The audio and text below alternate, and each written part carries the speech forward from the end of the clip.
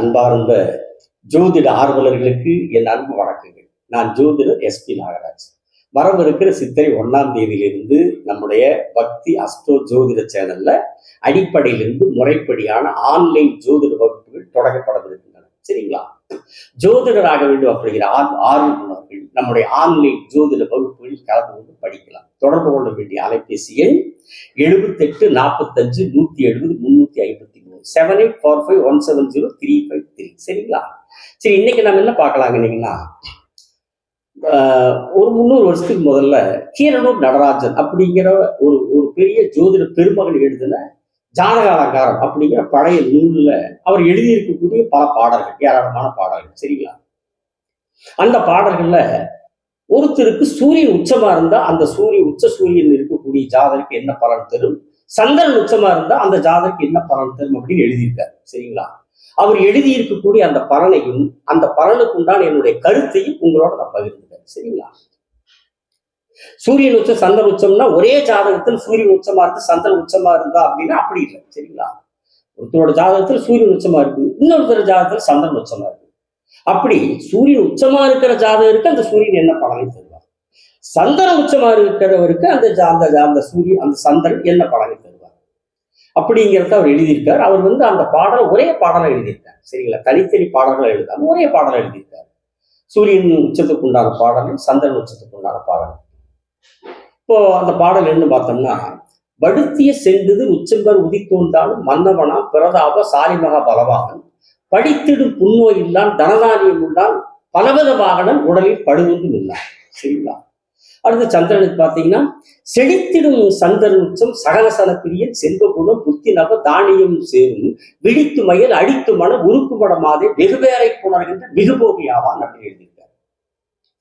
அதாவது வடுத்திய செங்கது உச்சம்பெற உதித்தோன் தானும், வடுத்திய செங்கது உச்சம்பெற சூரியன் உச்சமா இருக்கும்போது பிறந்திருக்கிற ஒருவன், சூரியன் உச்சமா இருக்கிறவர் பிறந்திருக்கிற ஒருவன் உச்சபர் உதித்துவன் தான் மன்னவனாம் சாலிமக பலவான், மன்னவனாம் பிரதாப சாலிமக பலவான் அப்படிங்கிறார். நல்ல பலம் உள்ளவனாக மன்னனா இருப்பார் அப்படிங்கிறார். சூரியன் உச்சமா இருக்கிற போது ஒருவன் பிறந்தார், அவன் மன்னனாவார் அப்படின்னு சொல்றார். சரிங்களா? அதோட படித்திடும் புண்ணோய் இல்லாம் தனதானியம் உள்ளான், அதாவது மற்றவங்க பார்த்து பரிகசிக்கக்கூடிய அருவருப்பா பார்க்கக்கூடிய அளவுக்கு ஒரு படிக்கக்கூடிய அளவுக்கு கீழான நோய் எதுவும் அவனுக்கு வராது அப்படிங்கிறார். படித்திடும் புண்ணோய் இல்லான் தனதானியம் உள்ளான், தனமும் உள்ளவன் தானியம் உள்ளவன் பலவித வாகனம் உடலில் பழுதொன்றும் இல்லான் அப்படிங்கிறார். பல வகையான வாகனங்கள் சொந்தக்காரனா இருப்பான், உடலில் பழுதொன்றும் இல்லான், அவனுடைய உடம்புல எந்த விதமான குறையும் இருக்காது, நல்ல உடல் அமைப்புள்ளவன், நல்ல தேக அமைப்புள்ளவன், குறையில்லாத உடலுக்கு உண்டானவன், அவன் உடல்ல ஒன்றும் குறை இருக்காது அப்படிங்கிறார். சரிங்களா? வடுத்திய செங்குது உச்சம்பர் உதித்தோண்டானும் மன்னவனா பிரதாப சாலிமக பலவான் படித்திடும் புண்ணோய் இல்லான் தனதானியம் உள்ளான் பலவித வாகனம் உடலில் படுதொன்றும் இல்லான். இது உச்ச சூரியனுக்கு உண்டானது. பொதுவா சூரியன் உச்சமா இருந்தா அவன் நாட்டை ஆளக்கூடிய மன்னனாவான் அப்படிங்கிறதா இதுக்கு உண்டான பலன். சரிங்களா? அது எந்த அளவுக்கு அது சரியா வராதுங்கிற பின்னாடி பார்க்கலாம். சரிங்களா? அடுத்தது சந்திரன் உச்சம். செழித்திடும் சந்திரன் உச்சம் சகலசன பிரியன், செழித்திடும் சந்திரன் உச்சம் சகலசன பிரியன், அதாவது சந்திரன் உச்சமா இருக்கிற போது பிறந்த ஒருவன். சரிங்களா? சந்திரன் உச்சமா இருக்கிற போது பிறந்த ஒருவன் சகலசன பிரியன், எல்லா ஜனங்களுக்கும் பிடிச்சவனா இருப்பான், எல்லா ஜனங்களுக்குரிய அபிமானத்துக்குரியவனா இருப்பான், மற்ற மக்களுக்கெல்லாம் அவனை பிடிக்கும் அப்படிங்கிறான். சந்திரன் உச்சமா இருக்கும்போது பிறந்த ஒருத்தவனை எல்லா ஜனங்களும் பிடிக்கும், சகலசன பிரியன் அப்படிங்கிறார். அதோட செல்வகுண புத்தி நவ தானியமும் உள்ளான், செல்வகுண புத்தி நவ தானியமும் உள்ளான். செழித்திடும் சந்திரன் உச்சம் சகலசன பிரியன் செல்வகுண புத்தி நவ தானியம், செல்வம் இருக்கும், நல்ல செல்வம் இருக்கும், நல்ல புத்தி இருக்கும், நல்ல குணம் இருக்கும் அப்படியே சொல்றார். உச்ச சந்திரனா இருக்கு பிறந்த ஒருத்தன், சந்திரன் உச்சமா இருக்கிற ஜாதகன் எப்படி இருப்பான்னா, செழித்திடும் சந்திரன் உச்சம் சகலசன பிரியன் செல்வகுண புத்தி நவ தானியமும் உள்ளவன், நல்ல செல்வம் உள்ளவனா இருப்பான், நல்ல புத்தி உள்ளவனா இருப்பான், நல்ல குணமுள்ளவனா இருப்பான், நவதானிய சம்பத்தும் இருக்கும் அப்படிங்கிறார். நவதானிய சம்பத்தும் இருக்குங்கிறார். சரிங்களா? அடுத்ததான் என்ன சொல்றாருன்னா, விழித்து மயல் அடித்து மனம் உருக்குமடமாதே வெகு பேரை புணர்கின்ற மிகுபோகி ஆவான். இந்த விழித்து மயல் அழித்து மனம் உறுப்பு மடமாது என்று தெரியுங்களா? இந்த வரிக்குள்ள ஒரு நல்ல ஒரு சுவாரஸ்யமான இன்ட்ரெஸ்டிங்கான ஒரு சமாச்சாரம், ஒரு ஒரு செய்தி இருக்கு. இன்னும் சொல்ல போனா இந்த வரிக்கும் இந்த வரியை எழுதிய கீரனூர் நடராஜ ஐயர், சரிங்களா, அவருக்கும் ஒரு கவர்ச்சியான அவரை பத்தி ஒரு கவர்ச்சியான செய்தி இந்த வரிக்கும் இருக்கு. அது என்னங்க கடைசியை பார்த்துக்கலாம். எனக்கு கவர்ச்சியானது இல்லைங்கிற அது கடைசியை பார்த்துக்கலாம், சரிங்களா. அந்த பாடல் எழுதிய இந்த ஜோதிட பெருமகன் கீரனூர் நடராஜ ஐயரை பத்தின ஒரு சுவாரஸ்ய விஷயம், சரிங்களா. சரி, இந்த விழித்து மயல் அழித்து மனம் உருக்கு மடமாதே அப்படிங்கிற இந்த வரிக்கு அடுத்துதான் விழித்து மயல் அழித்து மனம் உருக்கு மடமாதேங்களுக்கு அடுத்த வரியா என்ன போடுறாரு? வெகு பேரை புணர்கின்ற மிகுபோகி ஆவான் அப்படிங்கிறார். பல பேர்த்த கணக்கற்றவர்களோடு உடலுறவு வைத்துக் கொள்ளக்கூடிய மிகுந்த போகம் உள்ளவனாக இருப்பான் அப்படின்னு சொல்றாரு. இப்ப அந்த பழங்காலத்தில் இருக்கக்கூடிய அந்த ஜோதிட பாடல்கள் எல்லாமே பார்த்தீங்கன்னா, அவன் அப்படி இருந்தான், இவன் இப்படி இருந்தான், அவன் அப்படி இருப்பான், இவன் இப்படி இருப்பான், ஆண்களை குறிச்சு தான் எழுதியிருப்பாங்க. பெண்களை குறிச்சு பெரும்பாலும் எழுதியிருக்க மாட்டாங்க, சரிங்களா. பெரும்பாலும் ஆண்களை குறிச்சு தான் எழுதியிருப்பாங்க. அந்த அடிப்படையில் சொல்றாரு, சந்திரன் உச்சமா இருக்க பிறந்தவன் யாருடைய ஜாதகத்தில் சந்திரன் உச்சமாக இருக்கிறதோ அந்த ஜாதகன், அந்த மனிதன் வெகு பேரை புணர்கின்ற மிகுபோகியாக இருப்பான் அப்படின்னு சொல்றான். அப்போ இந்த பாடல்களுக்குள்ள சொல்லக்கூடிய கருத்து பலன் என்று கேட்டீங்கன்னா, சூரியன் உச்சமா இருந்தா அவன் நாட்டாளக்கூடிய மன்னன் ஆவான். சந்திரன் உச்சமா இருக்கிற போது பிறந்தவன், யாருடைய ஜாதகம் சந்திரன் உச்சமா இருக்கிறதோ அவன் கணக்கற்ற பெண்களோடு உடலுறவு வைத்துக் கொள்ளக்கூடிய போகம் அதிகம் உள்ளவனாக இருப்பான். வெகு பேரை போனவர்கள் மிக போகை ஆவான் அப்படிங்கிற அந்த பலனை அப்படி எடுத்துக்கலாமா? சந்திரன் உச்சமா இருந்தா மன்னனாவாங்கன்னு எடுத்துக்கலாமா? அது எந்த அளவுக்கு அது அந்த படம் கொடுக்கும்? அல்லது இந்த சூரியன் உச்சமா இருந்தா மன்னனாவானா அது எந்த அளவுக்கு அந்த படம் வேலை செய்யும்? அல்லது சந்திரன் உச்சமா இருந்தா அவர் சொல்லி இருக்கிற இந்த படம் நம்ம அப்படி எடுத்துக்கலாமா அப்படின்னு கேட்டா அப்படியே நம்ம எடுத்துக்க முடியாது. இதுக்கு இன்னும் பல்வேறு விதிகள் இருக்கு.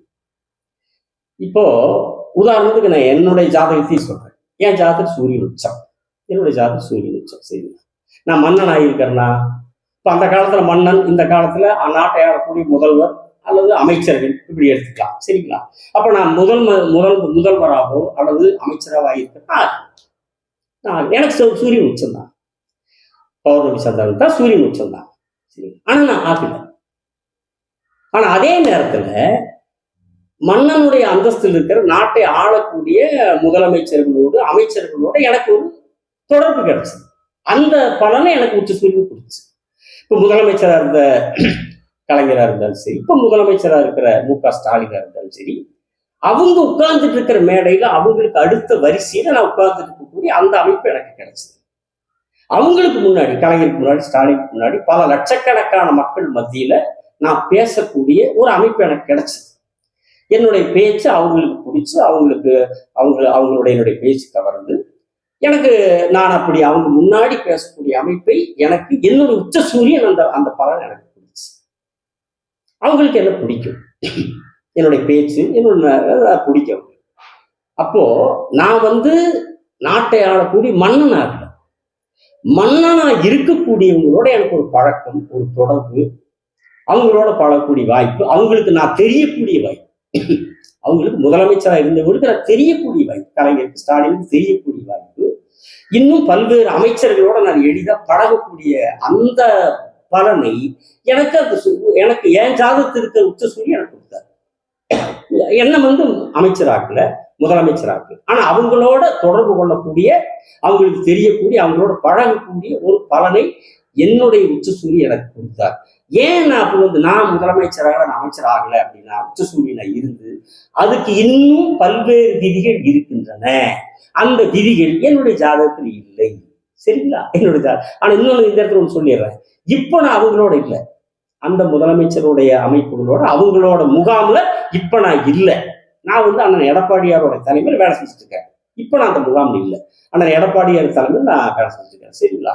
ஆனா என்னுடைய உச்ச சூரியன் அப்படி நாட்டை ஆளக்கூடியவர்களோடு தொடர்பு ஏற்படுத்தி கொடுத்து அந்த பலன் எனக்கு உச்ச சூரியன் கொடுத்து. ஆனா நான் நாட்டை ஆளக்கூடிய அந்த அமைப்பு எனக்கு கிடைக்காத காரணம் இன்னும் தேவையான அதற்குண்டான விதிகள் என்னோட ஜாதகத்தில் இல்லை. சரிங்களா? இல்லை. அதே மாதிரிதான் இன்னும் அதுல இன்னொரு முக்கியமான விஷயம் என்னன்னா, எனக்கு அந்த சூரிய தசை இதுவரைக்கும் வந்திருக்கான்னு வரல. சூரிய தசை வரல. எப்ப வரும்? என்னுடைய 87வது வயசுல சூரிய தசை வரும். சரிங்களா? அதே மாதிரிதான் எப்படி சூரியன் உச்சமாக இருந்துட்டால் மட்டுமே ஒருத்தன் மன்னனாக முடியாதோ அந்த பலன் அந்த ஜாதகருக்கு அந்த முழுமையான அந்த பலன் கிடைக்காதோ, அதே மாதிரிதான் சந்திரன் உச்சமா இருந்தாலும் அவர் அந்த அந்த பாடல்களில் எழுதியிருக்கிறது போல வெகு பேரை புணர்கின்ற மிகு போகிய இருப்பாங்களான்னு எடுத்துக்கிட்டா அப்படி எடுத்துக்க முடியாது. அதுக்கு இன்னும் பல்வேறு விதிகள் இருக்கு. சரிங்களா? அது 3ஆம் பாவத்தை பார்க்கணும், 3ஆம் அதிபதி பார்க்கணும், 7ஆம் பாவத்தை பார்க்கணும், 7ஆம் அதிபதி பார்க்கணும், 11ஆம் பாவத்தை பார்க்கணும், 11ஆம் அதிபதி பார்க்கணும், சுக்கிரனை பார்க்கணும், லக்னத்தை பார்க்கணும், லக்னாதிபதி பார்க்கணும். இப்படி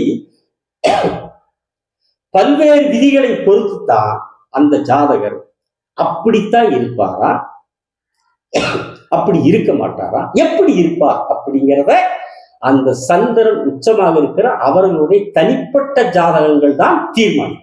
சரிங்களா? தனிப்பட்ட ஜாதகம் தீர்மானம். சரி, ஒரு சுவாரஸ்யமான விஷயம் அப்படின்னு பார்த்துக்கிட்டா அது என்னன்னு பார்த்தீங்கன்னா, அது அந்த வரி அது விழித்துமயல். சரிங்களா? விழித்துமயல் அழித்து மனம் உருக்கு மடமாது. விழித்துமயல் அழித்து மனம் உருக்கு மடமாது அப்படின்னு அதுக்கு என்ன அர்த்தம்னா, அப்படி என்னை பாக்குறீங்க, என்ன அர்த்தம் பாக்குறீங்க? எனக்கும் தெரியாது. எனக்கு அந்த உங்களுக்கு எப்படி தெரியாதோ உங்களுக்கு அந்த அந்த வரிக்கு அர்த்தம் எனக்கு தெரியாது. அந்த வரிக்கு இந்த ஜாதக அந்த பாடல் எழுதின இந்த தேவசேனாதிபதி அப்படிங்கிறவர் தான் அதை எழுதியிருக்கார். ஜாதக அலங்காரமும் அதனுடைய மூலமும் உரையும் அப்படின்னு எழுதியிருக்கார். சரிங்களா? அந்த தேவசேனாதிபதி அந்த வரிக்கு விழித்துமையில் அழித்துமன உருக்குமடமாக அப்படிங்கிற வரிக்கு என்ன விளக்கம் சொல்றாருன்னா, பார்வையாலேயே மோகத்தை கொடுத்து பார்க்கிற பார்வையாலேயே மோகத்தை கொடுத்து உள்ளத்தை இழகச் செய்கின்ற இளங்கண்ணியே. பார்வையாலேயே மோகத்தை கொடுத்து உள்ளத்தை இழகச் செய்கின்ற இளங்கண்ணியே அப்படிங்கிறது அந்த வரிக்குண்டான அர்த்தம். விழித்துமையில் அழித்துமன உருக்குமடமாதேங்கிறது அர்த்தம். இது ஏன் இந்த வரியை அந்த கீரனூர் நடராஜ ஐயர் போட்டிருக்காரு அந்த பாடல்லன்னு பாத்தீங்கன்னா, அந்த பலனை சொல்றாரு இல்லைங்களா? இந்த பாடலை வடுத்திய செங்குது உச்சங்கள் உதித்தூர்ந்தான்னு இந்த பாடலை சொல்றாரு இல்லைங்களா? இந்த பாடலை இந்த பலனை சொல்றது யாருகிட்ட சொல்றாருன்னா, தன்னுடைய எதிரில் நிற்கிற ஒரு பெண்கிட்ட சொல்றார். ஒரு பெண்ணிடத்தில் சொல்லுகிறார். அப்படி அவர் கற்பனை பண்ணிக்கிறார். இந்த பாடலை இந்த பலனை சொல்றார். எதிரில் ஒரு பொண்ணை நிக்க வச்சு அந்த பொண்ணு கிட்ட சொல்ற மாதிரி கற்பனை பண்ணிட்டு இந்த பாடல் எழுதுறாராம். அப்ப எந்த மாதிரி பொண்ணை கற்பனை பண்றாரு? பார்வையாலேயே மோகத்தை தந்து உள்ளத்தை உருக்கக்கூடிய இளமையான கண்ணியே அப்படிங்கிறார். சரிங்களா? அப்போ எதிரில் ஒருத்தரை இருக்கிற மாதிரி கற்பனை பண்ணி இந்த பாடல் எழுதுறார். ஆனா எப்படிப்பட்டவங்கள ஒரு பொண்ணை கற்பனை பண்றார். அது எப்படிப்பட்ட பொண்ணை கற்பனை பண்றாரு பாருங்க. பார்வையாலேயே மோகத்தை கொடுத்து உள்ளத்தை உருக்குகிற இளம் கண்ணியேங்கிறார். அப்படிப்பட்ட ஒரு கன்னி பெண், பார்வையாலேயே மோகத்தை தரக்கூடிய ஒரு கன்னி பெண்ணை அவர் தன் முன்னால நிறுத்தி இந்த பாடல் எழுதுறாருன்னா அவர் எப்படின்னு பாருங்க. கீரனூர் நடராஜ ஐயர் அவருடைய ஜாதகம் எப்படிப்பட்ட ஜாதகமோ இல்லைங்களா? இது ஒரு சுவாரஸ்யமான விஷயம் அப்படின்னா கடைசியில் உங்களோட பகிர்ந்து கொண்டே அடுத்த காணொலியில் வேறொரு தலைப்பில் உங்களோடு பேசுகிறேன். சப்ஸ்கிரைப் செய்தவர்களுக்கு நன்றி. செய்யுங்கள். வணக்கம். விடைபெறுகிறேன்.